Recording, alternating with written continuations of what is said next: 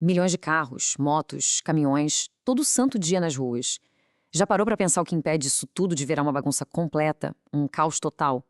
Pois é, existe um sistema, quase invisível, uma arquitetura bem complexa que organiza tudo isso. E é essa estrutura que a gente vai desvendar hoje. Para a gente ter uma noção do tamanho da importância desse sistema, vamos só imaginar um cenário. Pensa aí. Uma pessoa está dirigindo bem tranquila, cruza a divisa de um estado para o outro e, de repente, pá, as leis de trânsito mudam completamente. O que era permitido agora dá multa. Seria uma loucura, não é mesmo? E olha, esse exemplo aqui com as placas de carro deixa isso claríssimo. Imagina, em São Paulo a placa legal é a amarela, tudo certo. Aí a pessoa vai para Minas e lá o padrão é verde. Pronto. Do nada a placa virou ilegal. Não faz o menor sentido, né? É exatamente para evitar esse tipo de bagunça que existe um padrão nacional. Beleza. Então, para a gente entender como o Brasil põe ordem nesse caos, nosso roteiro hoje é esse aqui. A gente vai passar pelo Sistema Nacional de Trânsito, ver quem cria as regras, quem fiscaliza, como funciona para recorrer de uma multa e, no fim, por que esse sistema todo é tão importante. Então vamos lá. Começando pela base de tudo, o Sistema Nacional de Trânsito, ou, para facilitar, SNT. Ele que é o grande projeto por trás da organização das nossas ruas e estradas. Mas tá, o que é esse SNT na prática?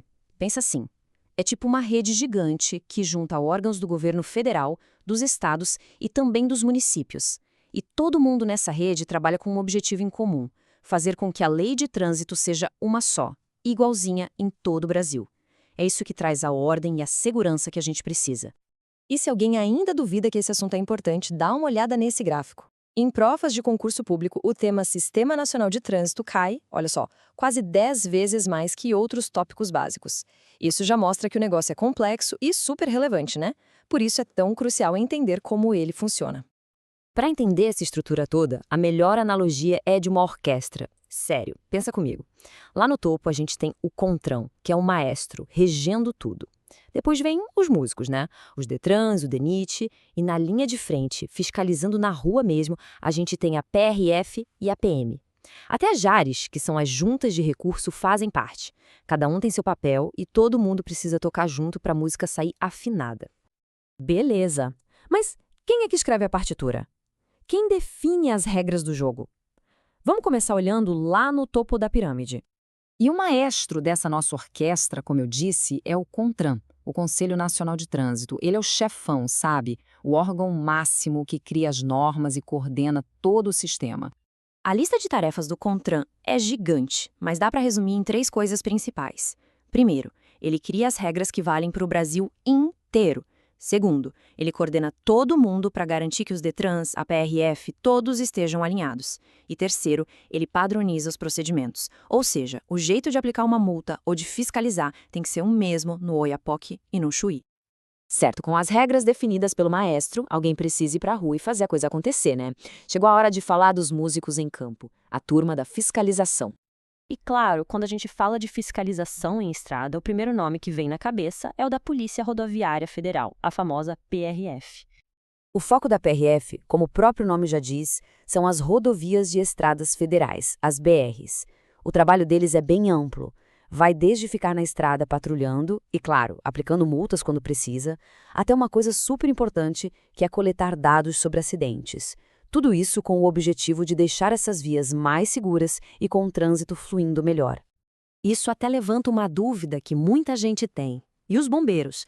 A gente sempre vê o corpo de bombeiros nas ruas, atendendo acidentes e emergências, mas será que eles também podem multar, fiscalizar o trânsito? A resposta é não. E a própria lei que diz isso. O Código de Trânsito Brasileiro, lá no artigo 7º, tem uma lista bem específica de quem faz parte do Sistema Nacional de Trânsito. A Polícia Militar, por exemplo, está na lista. Já o Corpo de Bombeiros Militar não está. Cada um no seu quadrado, com suas funções bem definidas. Ok, mas e se uma pessoa recebe uma multa e acha que foi injusta? O sistema tem que prever um jeito de contestar isso, né? Com certeza. É aí que entra o processo de recurso. E quem cuida disso são as JARe, que é a sigla para Juntas Administrativas de Recursos de Infrações. Pensa na JARe como se fosse a primeira instância para julgar uma multa. É o primeiro lugar onde o motorista pode apresentar sua defesa.